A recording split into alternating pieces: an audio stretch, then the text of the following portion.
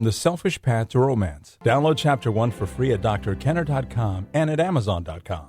Callie, Yes. You're worried about your husband, or you're worried that you're suspecting him and it may not be grounded? Or do I have that right? Yeah, just because of past experiences in my past relationships. Okay, so you've been married for how long? Since September, but we've been together for 2.5 years, and he's taken a new job where he's not home very much at all. And so so our lifestyle has changed. Okay, so you were home for how long? I mean, he was home with you for how long? You were married in September? We've been together for almost 3 years. Yeah. And the new job he just started? He started a new job a month after we got married. And he travels?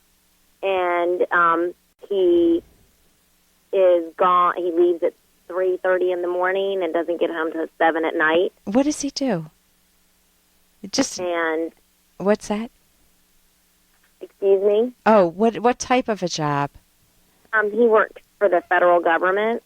Okay, so he's out early, 3:30 in the morning, and then back because he has, we live in Virginia, and he travels to Maryland, and then he left today, early this morning, to go to Texas for a training class, but the class doesn't start till tomorrow morning at 8. And you said that you're concerned about what? That he's maybe having an affair? I feel like I'm consumed with thinking because things have changed in our relationship with the changes in our lifestyle, and that it's making me feel the feelings that I had in my past marriage. So you were married one time before? Yeah, for over 15 years. And what was the trauma? What happened? Huh? Did he cheated on you? Is that what happened? Yes. And then after that relationship, my ex-boyfriend had. Okay. And so you know you know what to look for now. Am I correct? What are the things that you look for? The things that I look for is changes of appearance, doing things differently in their routine. To me, the affection isn't as much. But it says that it's because he has to get up so early, and he's one that requires more than 8 hours of sleep a night. So this is a lot of wear and tear on him.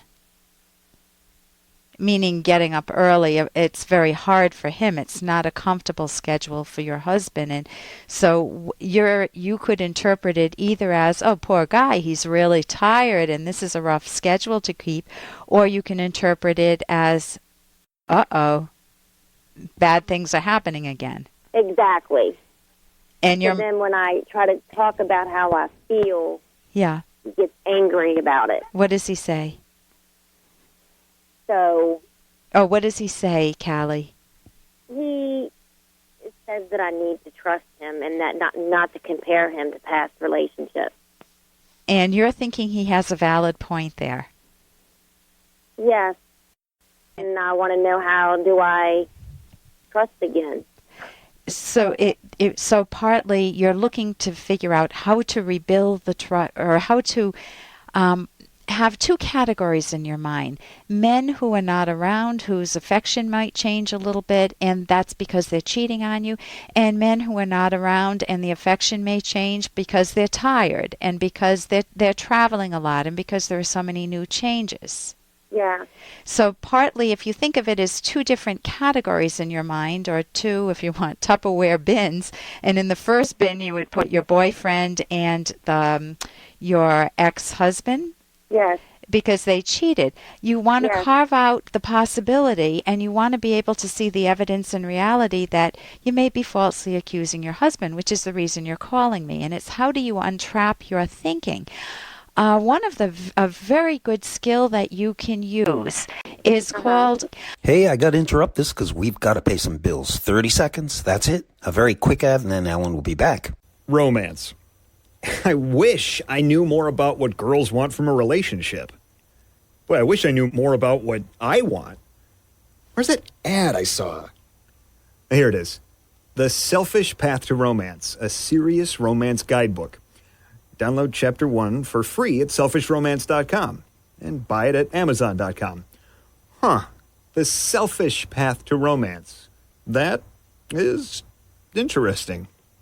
One of a very good skill that you can use is called a thought record. And you can get it. If you go to my website, there's a book that I often recommend in therapy. It's called Mind Over Mood. And you can go to my website, drkenner.com. And the first few chapters of that book, or actually a good chunk of that book, deals with a method called a thought record. And you take your emotion that you're feeling, like if you're feeling real anxious or angry, is he cheating on me again? You take the emotions that you have. It may be anxiety or anger or sadness, some loss in there, and you write your emotions down, Callie, on a paper. Are you following me? Oh, I'm not sure if you're still there, so I will continue. And then the next thing that you do is you write down all the thoughts that you're having. And if you're having thoughts such as, oh my God, he's cheating on me, or what if the same thing is happening again? What if he's seeing another woman right now? I don't want to be made a fool of. You write down all of the negative thoughts that are driving your mistrust, your you're not trusting him. And then in the next column, this is a series of columns, you look for the evidence that supports the fact that he may be cheating on you. And there may be some, he's not around. I mean, there's some facts, but it doesn't mean that he's cheating on you. Finally, the next column, actually, there are a few more columns after that, but the very next column, you write down all of the facts that do not support the fact that he's cheating on you, meaning that you can trust him. And that's the most valuable column that there is right there. So it helps you keep your thoughts grounded in reality, and it will change your emotions. And here's a little more from Dr. Kenner. When I was in 7th grade, I was the fat kid in my class. I was the one that all the pretty girls used to make fun of. Every day after school, I would come home and, I'd flip through the pages of my mom's Vogue and Glamour, and I'd look at these women, these perfect, beautiful, just unbelievable, skinny women. Oh, I couldn't understand why I didn't look like them. I just didn't get it, so, I became bulimic.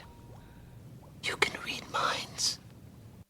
And that's obviously not what bulimic means. Bulimic is an eating disorder where you very often eat way too much, you binge, and then you learn how to purge. You teach yourself ways to use diuretics or different ways to get the food out of your body after you've eaten way too much. So you don't want to do that to yourself, but it is important to take that longing that woman had, that you may have within you, that longing to better yourself. And you don't have to become the woman on Vogue, the Vogue cover, the Vogue magazine cover, but to better yourself, to take care of your body and not just to throw it away, not to just see it as a side issue in your life.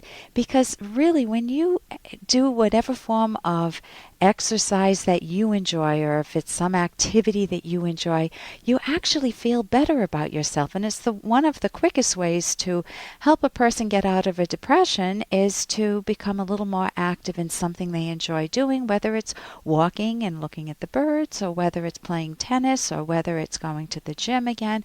It's important to find an activity that you love. For more Dr. Kenner podcast, go to drkenner.com and please listen to this ad. Here's an excerpt from The Selfish Path to Romance by Dr. Ellen Kenner. Reasonable resistance involves actively thinking about an issue and openly exploring differences. This includes looking at facts and identifying specific reasons behind your strongly held but differing opinions and feelings.